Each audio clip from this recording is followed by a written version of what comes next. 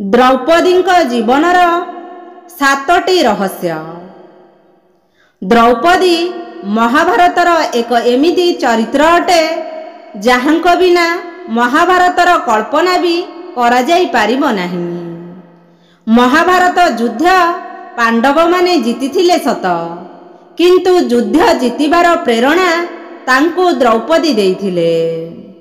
द्रौपदी एमिति एक ज्वालामुखी थिले जिए निजर मर्यादा एवं सम्मानर प्राप्ति पाई कौरवंकर रक्तरे कुरुक्षेत्र माटीर शोष मेंटाई थिले।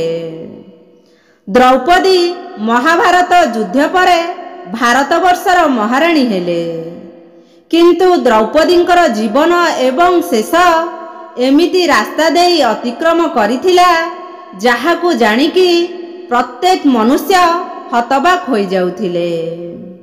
आसंतु जानिबा द्रौपदींक जीवनर 7टी रहस्य विषय। प्रथम, द्रौपदींकर निर्भीक एवं शक्तिशाली व्यक्तित्व।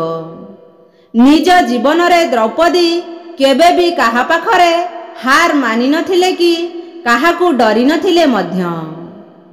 कुरु सभारे जेतेबेले द्रौपदी को निवस्त्र करिवार दुस्साहस करागला सेतेबेले से सेठारे चुपचाप बसिथिबा भीष्म पितामह, द्रोणाचार्य, कृपाचार्यଙ୍କ भଳି महान योद्धाଙ୍କୁ क्रोधित होई कहिथिले, आपण मानक भଳି योद्धाଙ୍କ सम्मुखरे जणे नारीर अपमान हेउछि एवं आपण एहाकू बसी चुपचाप देखुछंती।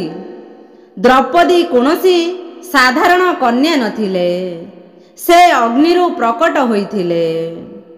द्वितीय, द्रौपदी को प्राप्त होइथिबा वरदान।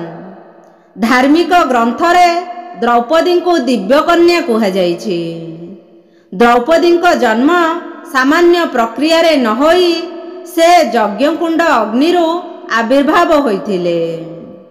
द्रौपदी को आजीवन कुंवारी रहिबार वरदान प्राप्त होइथिला एवं एही वरदान पाई द्रौपदी निजर समस्त स्वामी सहित समान व्यवहार करि पारुथिले एवं निजर स्त्री धर्म पालन करिबा परे भी से सर्वदा कुंवारी रहुथिले।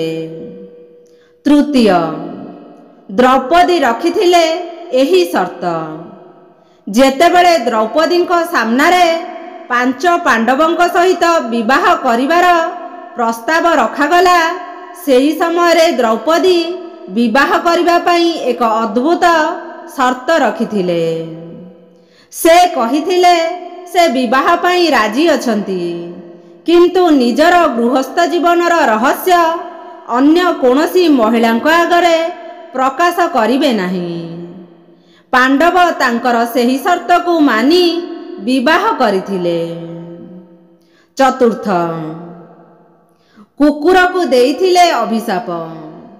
विवाह परे समस्त पांडव निजर सहमति रे गोटे समय रे द्रौपदी सहित केवल जणे पांडव समय अतिबाहित करि परिबो।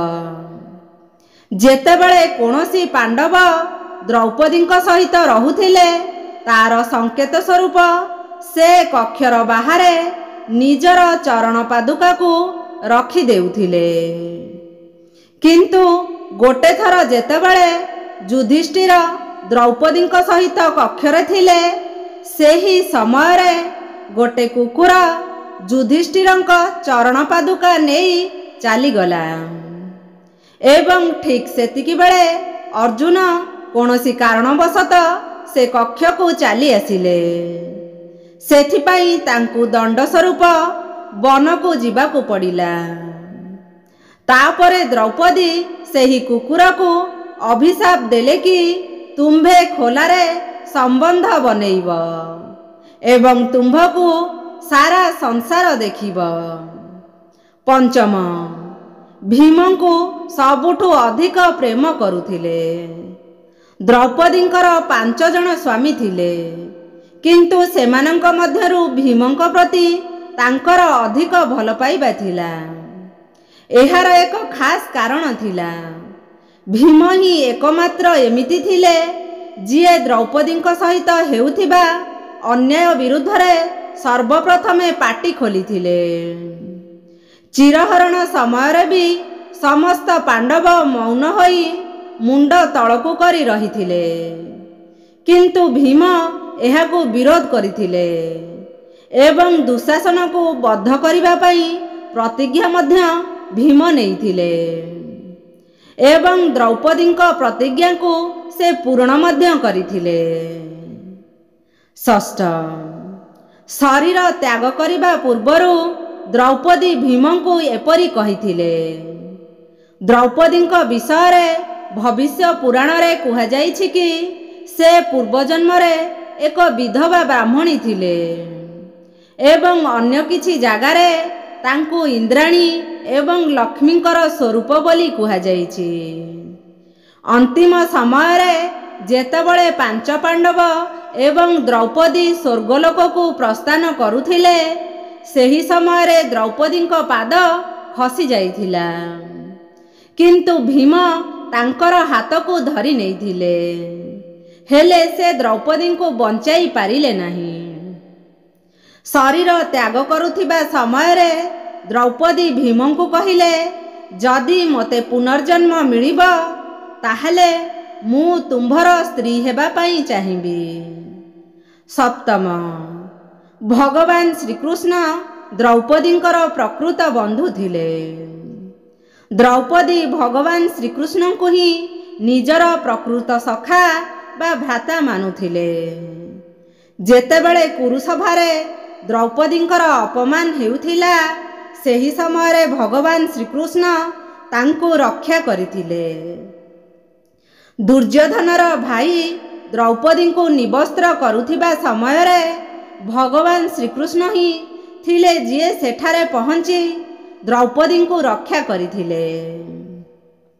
ଭିଡ଼ିଓଟି ଯଦି ଆପଣମାନଙ୍କୁ ଭଲ ଲାଗିଛି ତାହେଲେ ଲାଇକ୍ କରିଦିଅନ୍ତୁ ଏବଂ ଚ୍ୟାନେଲକୁ ସବସ୍କ୍ରାଇବ୍ କରିଦିଅନ୍ତୁ। ତା ସହିତ କମେଣ୍ଟ ବକ୍ସରେ ଜୟ ଶ୍ରୀକୃଷ୍ଣ ନିଶ୍ଚିତ ଲେଖିଦିଅନ୍ତୁ। ଧନ୍ୟବାଦ।